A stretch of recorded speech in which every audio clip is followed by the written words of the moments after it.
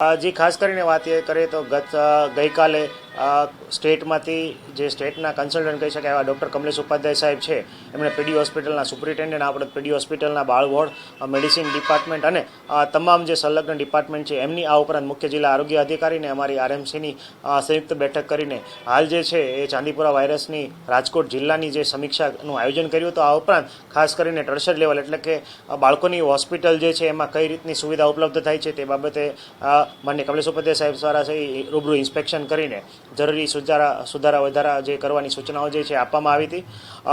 રાજકોટ કોર્પોરેશનમાં વિવિધ વિસ્તારોની વાત કરીએ તો તમામ વિસ્તારોમાં શંકાસ્પદ કુલ 7 દર્દીઓ છે નોંધાયેલા છે. આ શંકાસ્પદ દર્દી પૈકી એકનું મૃત્યુ થયેલું છે અને 7 પૈકી એક જે 6 છે એમના રિપોર્ટ નેગેટિવ છે અને એક દર્દીનો રિપોર્ટ જે છે એ પોઝિટિવ આવેલો છે. પરંતુ એમના ઘરની આજુબાજુ કોઈ જગ્યાએ હાલ જે છે રેડ ફ્લીનું કોઈ પણ પ્રકારનું સંક્રમણ જોવા મળતું નથી. એટલે આ દર્દી છે એ ખરેખર પોઝિટિવ છે. એ બાબતે એના 14 દિવસ પછી એનું કન્વર્જન્ટ પ્લાઝમાનો રિપોર્ટ પણ મોકલવામાં આવશે અને એન્ટીબોડી ટેસ્ટ પણ કરવામાં આવશે. કારણ કે અન્ય આ દર્દી છે એની કોઈ પણ ટ્રાન્સપોર્ટેશન અથવા અન્ય કોઈ હિસ્ટ્રી નથી. આ ઉપરાંત દર્દી અત્યારે સંપૂર્ણ સ્વસ્થ હાલતમાં પોતાના ઘરે છે.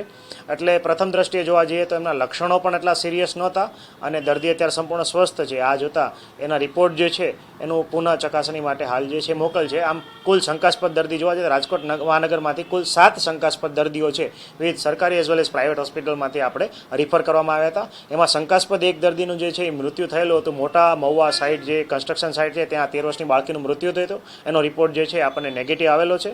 ત્યાં રાજકોટ શહેરમાં કોઈ જગ્યાએ હાલ જે છે સેન્ટ ફ્લીનું અમને કોઈ પણ જગ્યાએ બ્રીડિંગ જોવા મળેલું નથી. પરંતુ આરોગ્યની ટીમ છે એ સતર્ક છે.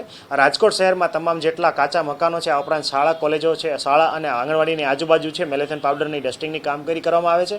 આ ઉપરાંત જેટલા પણ શંકાસ્પદ કેસ આપણને મળી આવ્યા છે એની ઘરની અંદર આઈઆરએસનો સ્પ્રેઇંગ આ ઉપરાંત 1 કિલોમીટરની આજુબાજુ ખાસ કરીને કાચા ઘર અને કોઈ અન્ય એવી શંકાસ્પદ કહી શકાય બ્રીડિંગ સાઇટ છે કે નહીં એના માટે છે હાલ જે આરોગ્યની વિભાગ છે એ મારી તપાસ કરી રહી છે.